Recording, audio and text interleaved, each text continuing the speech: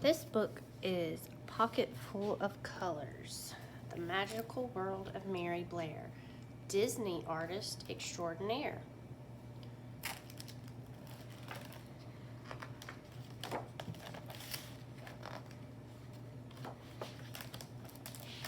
Under a wide blue sky, on a red dirt road, in a lemon yellow house, there lived a little girl named Mary. Other children collected marbles or dolls, but Mary collected colors of every shade and every hue. One day, Mary's parents announced they were moving out west.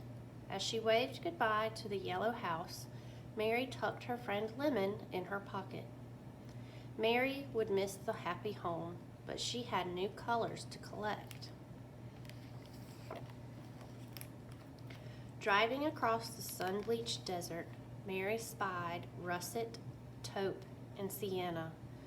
When she arrived in California, she glimpsed the azure ocean and found groves of golden fruit dripping from viridian trees. In the city, she discovered steel gray buildings and mauve-tinted skies. Mary opened her sketchbook. She mixed her paints. She would save these shades for just the right time. When she was older, Mary went to art school. She met Lee.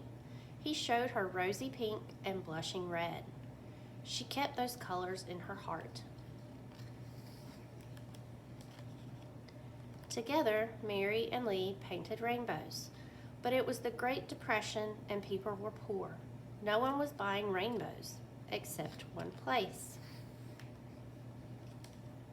Mary landed a job at Walt Disney Studios, one of the first women ever to be hired. Finally, a place for her colors to run and dance and play as they pleased.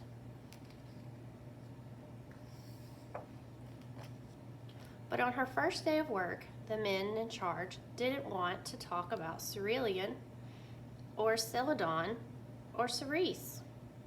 They were only interested in black and white. Mary was told to follow the rules.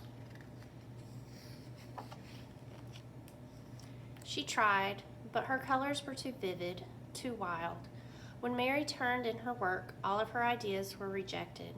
Twinkling emerald skies? The men turned them blue. Magenta horses that could fly? The men made them brown and put them in a stable. Peach giraffes with tangerine spots? Her bosses just shook their heads. They didn't know what to make of her art. But Walt, the man who owned the company, did. He loved her colors so much, he asked Mary to join him on a trip to South America to meet some new ones. Mary delighted in the colors of Brazil, Argentina, and Peru.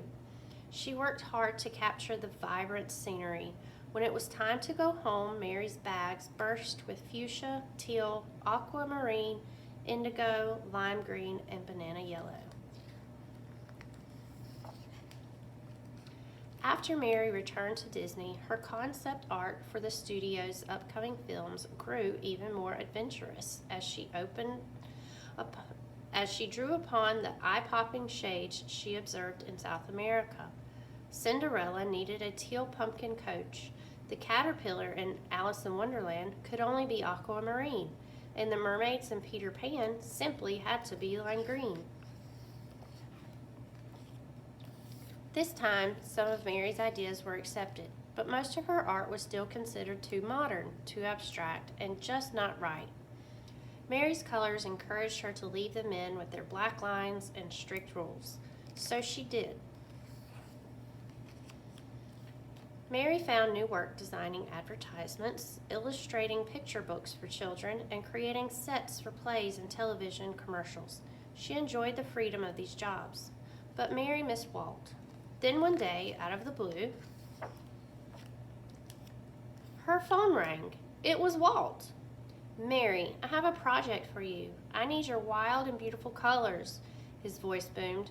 Walt explained his idea to build a magical ride that would teach people about cultures from around the world. The ride had to be full of color, which meant there was only one person for the job. Mary, you know about colors I've never even heard before.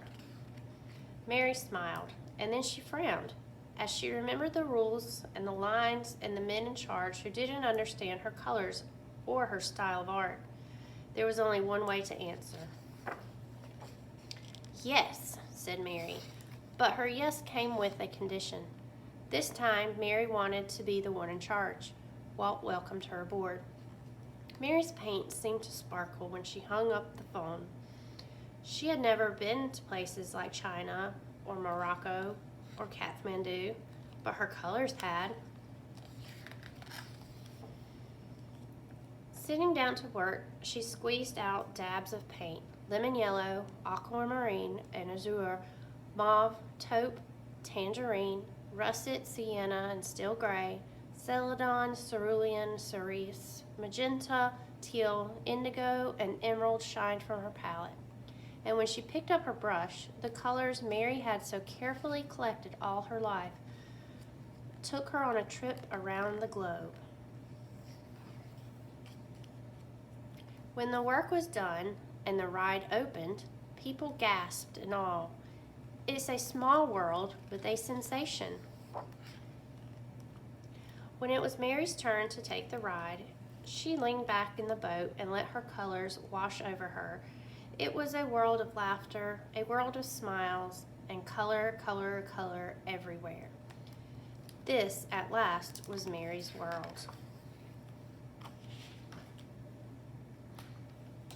As you can see, taupe, lime, indigo, apricot, slate, peach, fawn, emerald, lavender, umber, salmon, cinnamon, teal, gold, pewter, aqua, rose, copper, aquamarine, charcoal, cerulean, tangerine, lilac, chartreuse, ultramarine, mauve, cerise, banana yellow, sienna, magenta, coral, steel gray, azure, celadon, ochre, blushing red, olive, fuchsia, violet, mint, mustard, caramel, plum, lemon, russet, and viridian.